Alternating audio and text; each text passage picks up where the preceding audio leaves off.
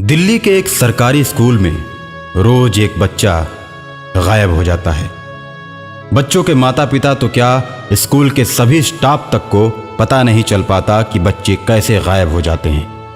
ये बात शहर में आग की तरह फैल गई और प्रशासन हरकत में आ गया। शहर की पुलिस अपने काम में लग गई, लेकिन उसे भी कोई सुराग नहीं मिला। दिन पर दिन प्रशासन का दबाव पुलिस पर बढ़ता ही जा रहा था। शहर के सारे अधिकारी परेशान हो गए। अभी पुलिस एक स्कूल को लेकर परेशान ही थी कि अगले ही दिन पता चलता है कि 5 अन्य स्कूलों से बच्चे गायब हो गए। डर की वजह से बच्चों के माता पिता अपने बच्चों को स्कूल भेजना बंद कर देते हैं। आनन फानन में प्रदेश के मंत्री ने सभी बड़े अफसरों की मीटिंग बुलाई। आप लोग अपनी ड्यूटी ईमानदारी से नहीं निभा रहे। शहर में स्कूल से इतने बच्चे गायब हो गए, लेकिन अभी तक कोई सुराग नहीं मिला। अगले 24 घंटे में अगर कोई सुराग नहीं मिलता है तो तुम लोगों पर कानूनी कार्यवाही की जाएगी। सर, हम जरूर पता लगा लेंगे, आप हम पर विश्वास कीजिए। उसके बाद सभी अफसर बच्चों का पता लगाने के लिए चले जाते हैं। इधर प्रशासन कारण पता लगाने की कोशिश में लगी है और इधर फिर एक घटना घटित हो जाती है। स्कूल के लाइब्रेरी में एक बच्चे की मौत हो जाती है। बच्चे की मौत की खबर आग की तरह फैल जाती है। मौके पर पुलिस पहुंच जाती है। लाइब्रेरी के अंदर हत्यारे की खोज में पुलिस पूरी तरीके से जुट जाती है, लेकिन पुलिस को अंदर कोई नहीं मिलता। और तभी अंदर से एक भयानक आवाज आती है।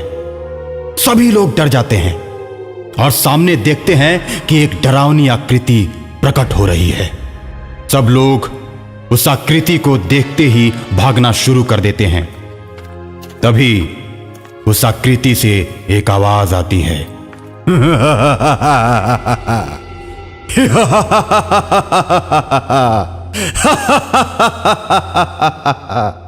कहां भाग रहे हो तुम लोग? हाँ, रुक जाओ, नहीं तो मैं अभी सबको मार दूंगा।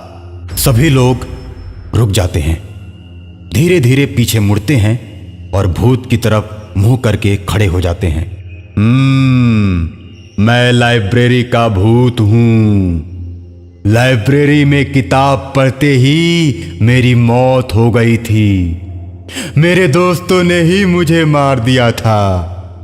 इसीलिए जो भी लाइब्रेरी में पढ़ने आता है, मैं उसमें से किसी एक को मार देता हूं। तुम लोग कुछ भी कर लो, लेकिन मौत का ये सिलसिला कभी भी रुकने वाला नहीं है।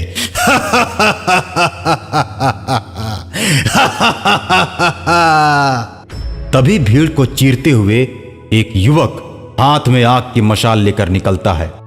तुमने मेरे दोस्त को मारा है ना, और आज मैं तुमको मार दूंगा।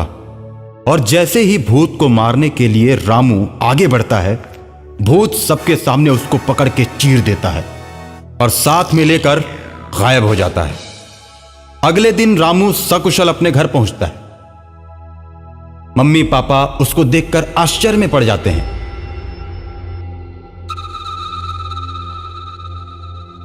अरे, तुम कहां से आ गए? तुम्हें तो कल लाइब्रेरी वाले भूत ने मार दिया था। हैं बेटा? तुमने सही समझा। मैं रामू नहीं, मैं तो लाइब्रेरी वाला भूत हूं और रामू की शक्ल में घूम रहा हूं। आज मैं तो तुम दोनों को मार दूंगा।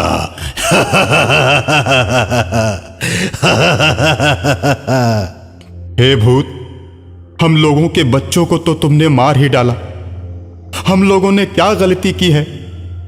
अरे हम सबको छोड़ दो। ठीक है, मैं तुम सबको छोड़ दूंगा, लेकिन मेरी एक शर्त है और वो तुमको माननी ही पड़ेगी। मैं तुम्हारे ही यहां रहूंगा, लेकिन ये बात किसी को पता नहीं चलनी चाहिए। अगर भूल से भी तुमने मेरे बारे में किसी को बताया तो मैं तुम दोनों को मार दूंगा। इस तरह भूत रामू के घर में रहने लगता है। दिन भर घर में रहता और शाम होते ही लाइब्रेरी में पहुंच जाता। स्कूल की सभी लाइब्रेरी भूतिया हो गई थी, इसलिए सभी स्कूल खुलते थे, लेकिन उनकी लाइब्रेरी हमेशा के लिए बंद रहती थी।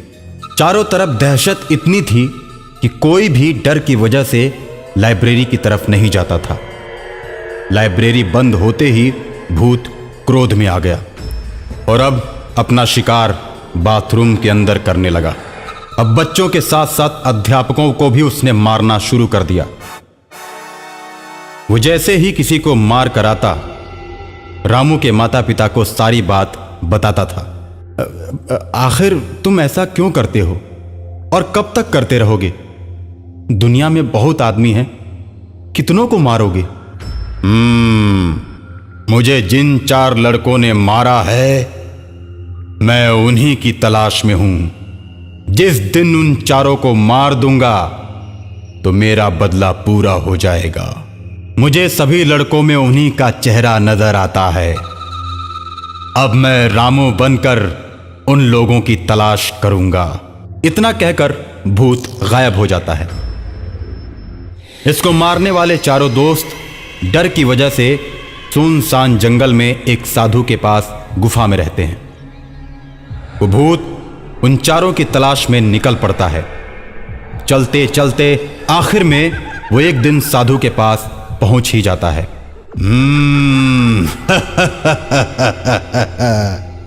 इस सुनसान जंगल में अकेले क्या करते हो बाबा?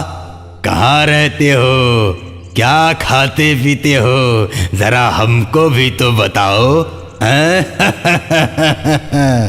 मैं तो 2 दिन से इधर भटक रहा हूँ, लेकिन मुझे कुछ खाने को नहीं मिला। इधर तो किसी पेड़ों में फल भी नहीं लगे। तुम क्या खाते हो? मैंने अपनी गुफा के पास पपीते, आम, अमरूद, सेब और संतरे का पेड़ उगा रखा है। चलो मैं तुमको भी उसी में से कुछ फल खिलाता हूं। साधु के साथ लाइब्रेरी का भूत गुफा तक पहुंच जाता है। उस सुनसान गुफा में साधु उसके चारों खूनी दोस्तों को मंत्र से चूहा बनाकर रखा था। उन चूहों को पहचानने में लाइब्रेरी के भूत को तनिक भी देर न लगी और वो बिल्ली बनकर चारों चूहों को मारकर खा जाता है। और इस तरह लाइब्रेरी के भूत का बदला पूरा हो जाता है और उसकी आत्मा को मुक्ति मिल जाती है।